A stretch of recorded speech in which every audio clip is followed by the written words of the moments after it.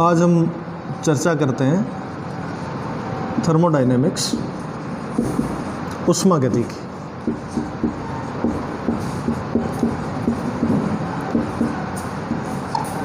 ऊष्मागतिकी का शाब्दिक अर्थ है ऊष्मा का प्रवाह, अर्थात ऊष्मा के प्रवाह के अध्ययन को ऊष्मागतिकी कहा जाता है। ऊष्मागतिकी एक गणितीय विज्ञान है। This is a mathematical science जिसमें ऊष्मा के ऊर्जा के अन्य रूपों के साथ मात्रात्मक संबंध, क्वांटिटेटिव रिलेशंस का अध्ययन किया जाता है। ऊर्जा के कई रूप हैं, जैसे यांत्रिक ऊर्जा, विकिरण ऊर्जा, विद्युतीय ऊर्जा, रासायनिक ऊर्जा।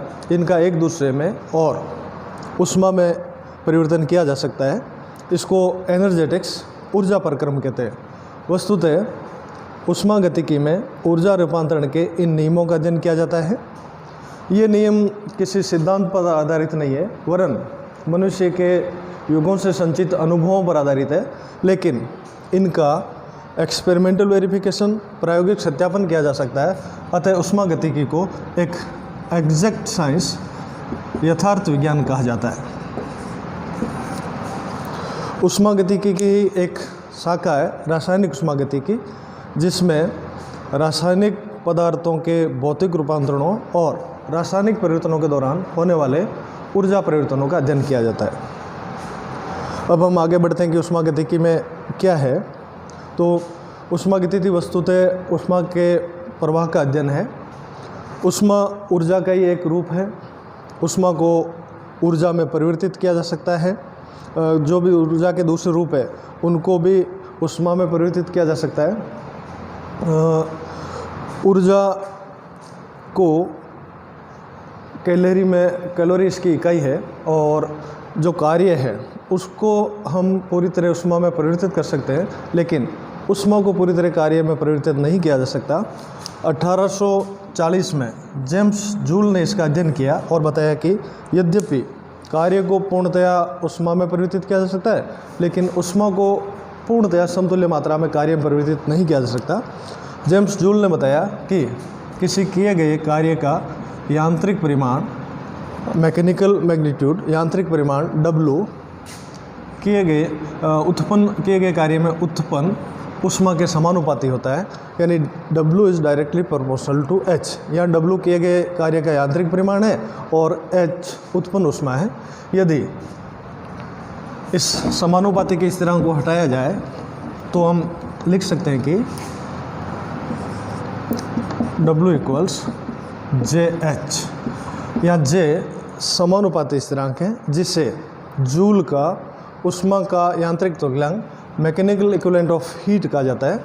जूल का ऊष्मा का यांत्रिक तुल्यांक यदि H बराबर 1 कैलोरी हो, यदि H उत्पन्न ऊष्मा 1 कैलोरी हो तो W इक्वल्स J, अर्थात 1 कैलोरी ऊष्मा उत्पन्न करने के लिए किए गए कार्य का परिमाण ही जूल का ऊष्मा का यांत्रिक तुल्यांक कहलाता है, या वो ऊष्मा के यांत्रिक तुल्यांक J के बराबर होता है। ऊष्मा की इकाई वही होती है जो ऊर्जा की होती है। ऊर्जा को सामान्यतः हम कैलोरी में व्यक्त करते हैं, और ये इकाइयाँ एक दूसरे से परस्पर संबंधित होती है। 1 कैलोरी ये बराबर होती है 1.485 जूल के, और इसको अपन अर्ग में भी परिवर्तित कर सकते हैं। ये बराबर होती है 1.485 × 10⁻⁴ अर्ग। ये ऊर्जा की विभिन्न इकाइयाँ हैं जो आपस में संबंधित है। ऊष्मागतिकी की विषय वस्तु 4 मूलभूत नियमों पर आधारित है। ये नियम है जीरोथ लॉ, शून्य नियम, फर्स्ट लॉ ऑफ थर्मोडायनेमिक्स,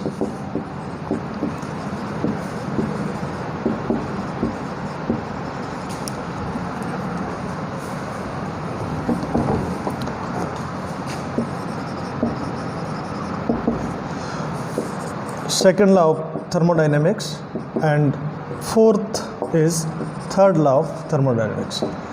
पहले अपन इस शून्य नियम के बारे में चर्चा करते हैं। ऊष्मागतिकी का शून्य नियम ये कहता है कि यदि दो वस्तुएं A और B किसी तीसरी वस्तु C के साथ अलग अलग तापीय साम्य की स्थिति में, यानी A B C के साथ और B B C के साथ तापीय साम्य की स्थिति में है, तो वे दोनों वस्तुएं A और B भी आपस में तापीय साम्य की स्थिति में होगी। Means their hot message will be same, यानी उनकी उष्णताएं समान होगी। या ऐसे भी कहा जा सकता है कि यदि कोई एक वस्तु किन्हीं दो अलग अलग वस्तुओं के साथ तापीय साम्य की स्थिति में है तो उनकी उष्णताएं समान होगी। ये ऊष्मागतिकी का शून्य नियम कहलाता है। अब हम चर्चा करते हैं ऊष्मागतिकी के प्रथम नियम की। ऊष्मागतिकी का प्रथम नियम यह कहता है कि ऊर्जा को न तो उत्पन्न किया जा सकता है और न ही नष्ट किया जा सकता है। केवल एक रूप को दूसरे रूप में परिवर्तित किया जा सकता है। When one form of energy is eliminated then the another form of energy is liberated और जनरेटेड। यानी जब ऊर्जा का एक रूप विलुप्त होता है तो दूसरा प्रकट हो जाता है। ऊर्जा को समाप्त नहीं किया जा सकता और न उत्पन्न किया जा सकता है, अतः इसको ऊर्जा संरक्षण का नियम भी कहा जाता है। और ऊष्मागतिकी का प्रथम नियम वस्तुतः ऊर्जा संरक्षण का नियम ही कहलाता है। अब हम चर्चा करते हैं ऊष्मागतिकी के दूसरे नियम की। ऊष्मागतिकी का दूसरा नियम एंट्रोपी से संबंधित है।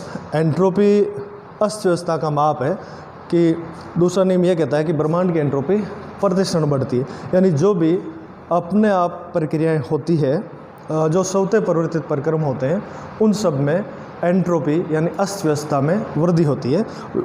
ब्रह्मांड की एंट्रोपी प्रतिक्षण बढ़ती है। ये ऊष्मागतिकी का दूसरा नियम है। ऊष्मागतिकी का तीसरा नियम ये कहता है कि the entropy of perfect crystalline substances at absolute zero temperature is zero. यानी पूर्णतया क्रिस्टलीय पदार्थों की एंट्रोपी परम शून्य ताप पर शून्य होती है। लेकिन परम शून्य ताप अचीव नहीं किया जा सकता और इस कारण कोई भी पदार्थ पूर्णतया क्रिस्टलीय पदार्थ नहीं होता।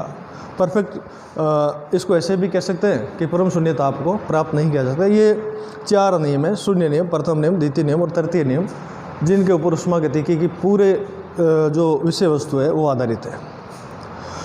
ऊष्मागतिकी के क्या फ़ायदे हैं इनके बारे में भी चर्चा कर लेते हैं कि ऊष्मागतिकी हमें ये बता सकती है कि कोई रासायनिक अभिक्रिया किसी बाह्य कारक के या स्वतः होगी या नहीं होगी।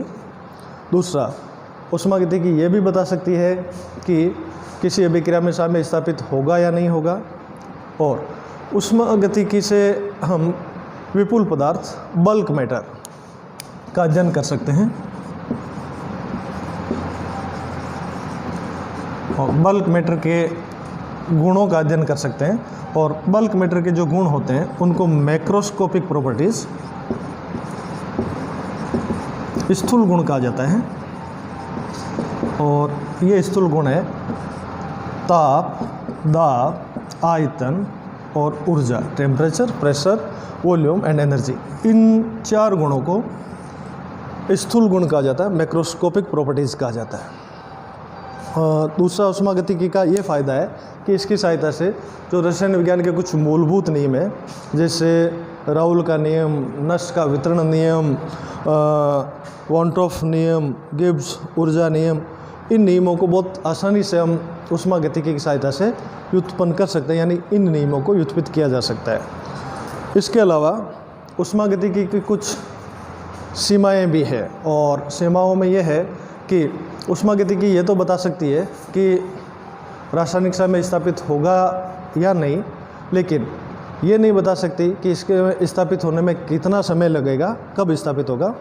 दूसरा, ऊष्मागतिकी से ये बताया जा सकता है कि तंत्र की एक अवस्था दूसरी अवस्था में परिवर्तित होगी या नहीं, यानी अवस्था परिवर्तन का अध्ययन तो किया जा सकता है, लेकिन ऊष्मागतिकी ये नहीं बता सकती कि इस अवस्था परिवर्तन की क्रियाविधि क्या होगी।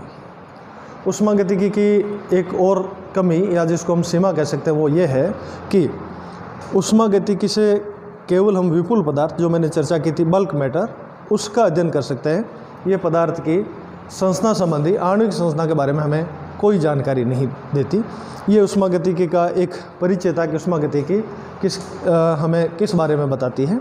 अब ऊष्मागतिकी में कुछ पद है जिनको हम अगले भाग में चर्चा करेंगे कि ऊष्मागतिकी में कौन कौन से पद है, वो उनको कैसे परिभाषित किया जाता है और क्या उनका महत्व है, वो अब हम अगले भाग में चर्चा करेंगे।